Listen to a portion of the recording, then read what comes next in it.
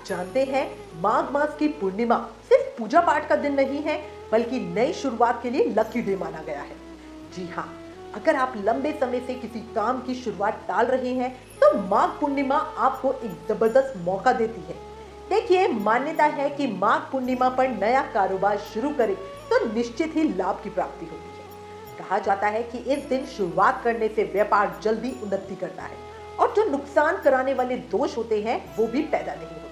मतलब शुरुआत सही तो आगे का सफर भी सही। अब दूसरी बात, अगर आप नया घर खरीदने का मन बना रहे हैं तो माघ पूर्णिमा को बहुत शुभ माना जाता है।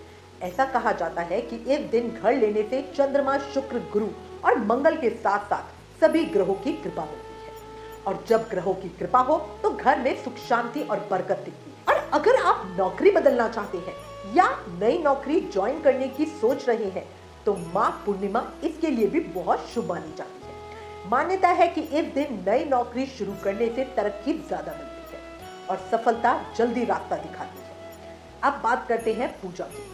माघ पूर्णिमा के दिन सुबह जल्दी उठिए, स्नान करिए और फिर व्रत का संकल्प लीजिए। उसके बाद भगवान विष्णु के मंत्रों का जाप कीजिए और फिर माँ तुलसी के साथ भगवान विष्णु को भोग अर्पित कीजिए। लेकिन एक जरूरी बात याद रखना, पूर्णिमा वाले दिन तुलसी जी तोड़ी नहीं जाती, इसलिए एक दिन पहले ही तुलसी दल तोड़ कर रख लें ताकि पूजा सही तरीके से हो जाए।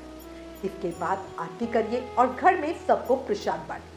अगर हो सके तो इस दिन भजन कीर्तन कराइए, क्योंकि कहा जाता है भक्ति का वातावरण बनते ही घर में सकारात्मक ऊर्जा भर जाती है। और सबसे खास बात, अगर आप सच में माँ लक्ष्मी की कृपा चाहते हैं तो माघ पूर्णिमा पर लक्ष्मी नारायण भगवान की पूजा जरूर करें।